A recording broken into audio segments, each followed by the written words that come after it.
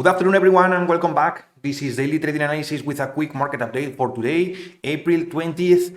We are going to start with economic data, but then we are going to review Tesla and IBM earnings, a lot of news from TSMC, and also Moderna and IBM news. Also, some veteran investor David Roach that says that credit crunch is a reality, and after that, we are going to do some technical analysis on the Nasdaq and some other markets that may provide you with insight and really helpful information on why today's market are selling off. So let's start with initial jobless claims that came higher than expected, and the same for continuing jobless claims. So this is good news, right? We are supposed to think that bad news is good news due to inflation fight.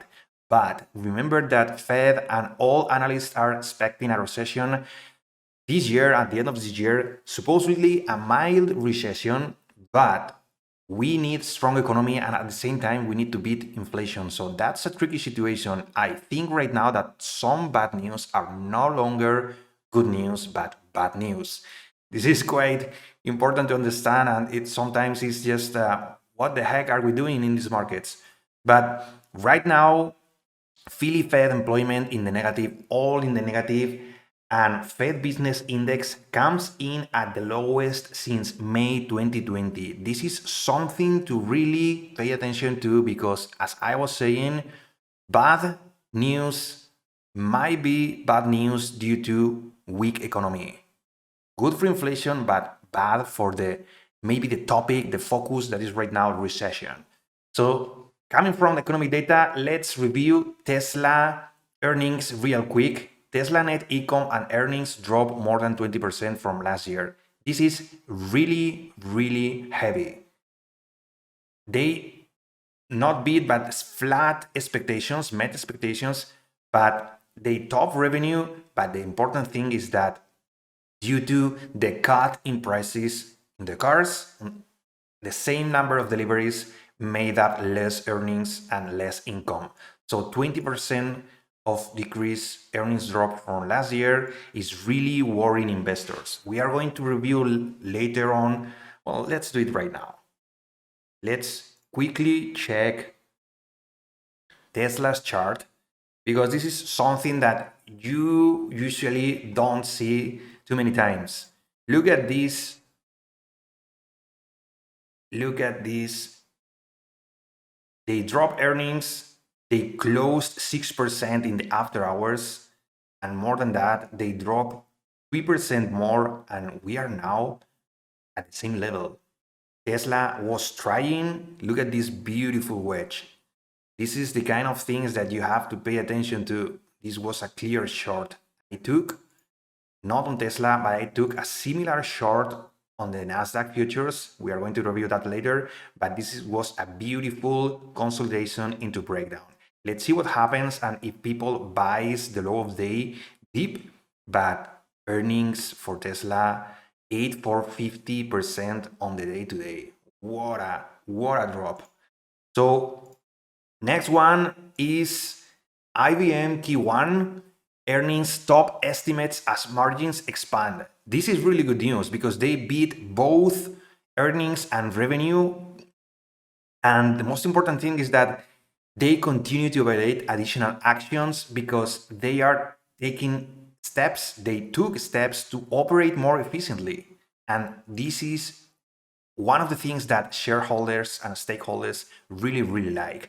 Apart from that, Moderna and IBM are going to put AI, quantum computing to work for Moderna technology on the vaccines. This is a really beautiful partnership that not only for Moderna, but also for IBM. IBM is mentioning AI. And what do you think IBM did after the open once this news came out? Well, they dropped the earnings right here yesterday. They beat estimates.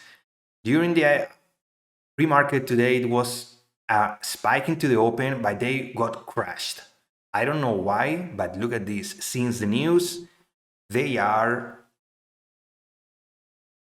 240, 1.50% in the green. So apart from the beat on top of bottom estimates on earnings, they are partnering with Moderna to provide AI technology. So IBM, another one, saying AI and having a push on this hype of the artificial intelligence. So really good news for them, and hopefully for all the world, for the vaccines from the Moderna. What else? Other people that released earnings. American Express is 3.50 in the red. They dip initially 1.3, but this is really focusing on consumer credit. And after the payments, company reported adjusted of 2.40 for the first quarter, below the 2.66. So even though they topped expectations, I think having these payments per share, the EPS lower than expected, this and also the demand destruction that markets are starting to really price in shows that the credit crunch is going to happen sooner or later. So American Express, look at this, they bought the dip on the earnings and they are really holding. Oh my God. So they released earnings, they dropped 6%. Holy moly. And since then, look at this. They are pushing 5% up, and right now they are continuing buying it. Well, let's take a look at the daily and see if, yep, this was a nice dip. And the volume is pretty early, about 5 million shares. I mean, it is what it is. So, but I would like to share something that I came across. David Roche says that credit crunch is coming for small town America. So basically, after the collapse of Silicon Valley Bank and the two other small US lenders, obviously the fear led to record outflows of deposits from smaller banks. And where all the people put their money? In the big ones. JP Morgan, Wells Fargo, Citigroup reported massive earnings due to inflows and all these deposits. So the key to understand here is that a lot of key sectors, their smallest banks account for over 50% of their lending. So in the net result is going to be a further tightening of credit policy with a contraction of the credit to the economy, particularly to the real economy, because the small town, the small businesses, those sectors that all those regional banks were lending money to account for 35 to 40% of output. So this is going to really affect lending money into the economy. And I think this is going to push further the impact, the bad impact that is going to have, apart from the Fed interest rates hikes.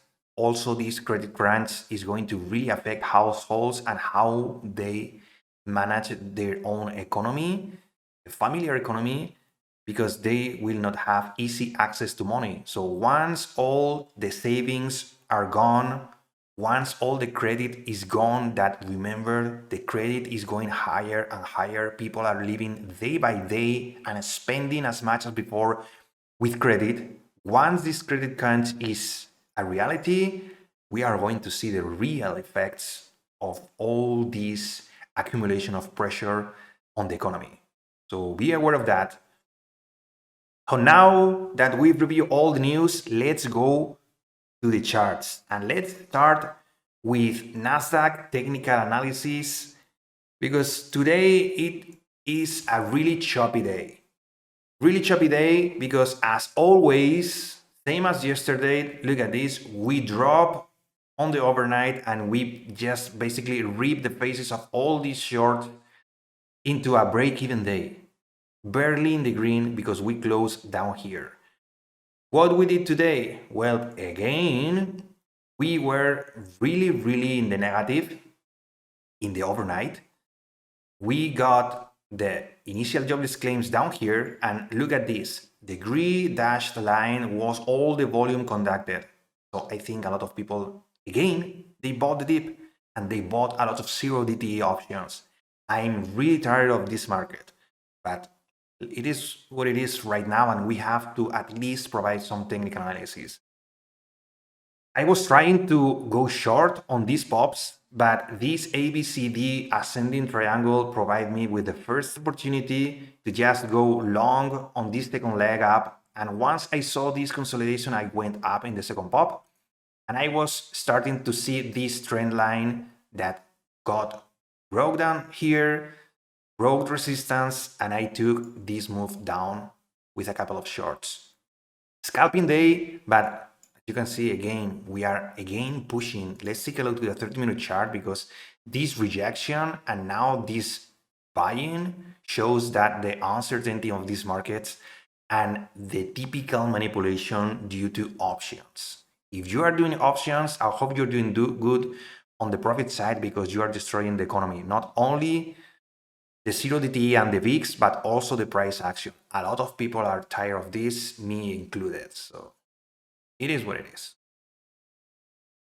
But right now, we are still in the red. If you check, everything is in the red. But most importantly, DSM, that is one of the manufacturers of Apple's chips, got a big push and then it got crunched to the downside. This helped the Nasdaq to just pull back a little bit. But again, Apple is pushing and pushing and pushing, is not filling this gap down here. We are not getting rid of this trend line, this monstrous trend line that we are touching since, look at this, January last year. 1, 2, 3, 4, and now breaking out. One of the things I think people is starting to think is that the manipulation with Apple to the upside due to earnings. Once Apple's report earnings, if they are bad, be prepared, because Apple will be a big rocket to the downside. Until then, I hope we really stop doing this kind of price action, because I'm really tired of. Let me show you something. I'm really tired of this. If you didn't check my YouTube short this morning, please take a look, because I think it's really interesting what I'm going to share with you.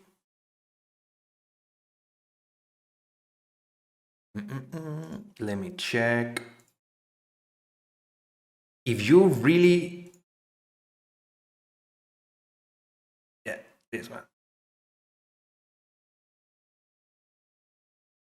Okay, so this is the 1 hour chart on the S&Ps. I'm going to really explain quickly the market structure change that I was seeing. And if you didn't check the YouTube short, please do so, because this is the kind of thing that manipulates the market. And we are putting now lower highs and we are bouncing off this lower low. But watch this trend line to the downside. Even though we are chopping around with big reversals, be careful, because the point of control, the most of the volume conducted, is still up here.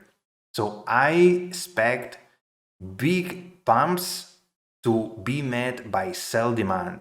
Shorts are going to recommit at 41.73, around that point, 41.72 on the ES futures.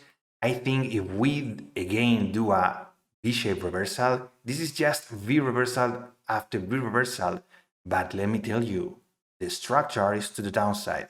So at some point we are going to change in a higher time frame. This is the 1 hour, and I think investors are going to take the opportunity to the downside, and I think that's where the big money is going to dump everything. So this is my summary. If you didn't check the YouTube short, please do so. I'm going to go ahead and review another markets as usual. So let me check gold. Gold is doing basically what it can to support this. Gold has the same issue that the overall market has. High interest rates will kill the tech and will kill gold. So as long as bad news are causing the markets to think maybe the Fed will not hike on May, even though they have like 86% of probability for a 25 basis points. Anytime that they think that maybe the Fed will not hike, gold push higher, yields go lower, yields pulling back, dollar weakening. So this is the thing that the markets they don't even know what they are going to do. One thing is the manipulation with the price action, and another thing is what the heck are we doing with the economy? So until then, all these markets are mixing signals, are mixing convergences and divergences. So one of the things that you have to do is maybe perform some scalps. I have some friends that are not happy with their investments, even though the 401k are really good right now, but they don't have clear signals to invest long term. And at some point, big funds and big investors are going to hate this market too, not only the lower time frame retail traders like us. At some point, investors will be hating these markets and will start taking big positions, and we will come back to hopefully a better market like we did before. Until then, all this is the gap that, look at this. This is the big gap that crude oil, not anymore. We are waiting for an upside move. We are waiting for a gap fill for 75. This is the only good news that we are going to see lower prices at pump. But apart from this, that really shows demand destruction, gold is providing contrary signals. Dollar is providing contrary signals. Stock market, it's acting like there's no recession. You know that already. We know that they are not letting the tech stocks flash and sell off. They always try to finish the day flat with intraday volatility due to options, but settlements and all these values that are really important for investors. We are at this range since weeks, and it is starting to really think really bad for US. We don't know what to do. We don't want these kind of things. So maybe at some point something will happen. We'll break out. We will have nice price action. Until then, we just have to deal with these choppy and nasty markets. And I think that's all. Look at this, the sector funds. The only one that is green is XLP, staples. The rest of them are in the red. So clearly there's really bad sentiment, but the markets are not going down. Why? You know that, right? Manipulation for value and for earnings. I think Apple has a lot of really high expectations, and it's, Apple market cap. It's really pushing the market up. It's really pushing this talk about the breakout for 171 and for 176. And if this happens into earnings, Apple did this in the past. It pumped into earnings, and by the rumor, tell the fact. They sold into earnings. Good or bad, they sold into all the people that follow into FOMO. And I think part of the reason why the markets are still holding is this really big bullish trend on Apple, and the hopium that the economy is resilient. I don't think the economy is in a really good spot. Some markets are showing that, but we are still pricing in, as you can see, interest rates cut in December. Bonds market, again, with the minus 1.59% on the interest rate futures, are showing that increase in jobless claims, maybe the Fed will not hike. Come on, stop thinking that they will hike to 5% and maybe more, another hike later. Some Feds are starting to say that thing, but more than hiking, they will hold 5.25% interest rate, terminal rate for longer, for the entire year. Maybe the market finally at some point we learn that lesson and we will stop thinking that recession is avoidable. But until then, we have to deal with this kind of manipulation because there's a lot of money in these markets at stake. So we just have to scalp whatever we can with risk management, discipline, and patience. So that's all from my side. As always, thank you for your time. If you found this video useful, please remember to click the like button and subscribe to the channel, support my effort. I will greatly appreciate that because I really have daily videos on market forecast, market updates, and market recaps. I provide you with daily analysis and daily information that you can take advantage of. And please support the channel, help me grow, and help me make my dream true of living not only by trading, but also by teaching you guys all my experience and all my understanding of the markets. Thank you for your time, but remember that we are approaching lunch hour, and into the power hour, everything, anything can happen. Remember that what happened the last days. At some point, this will end, but when? Don't get caught on this choppy market. Take your profits, try to scalp some profits, and don't be greedy. Greed is the worst friend that you can have trading this market. Thank you for your time, and remember that discipline and risk management are key for success. Stay safe, everyone.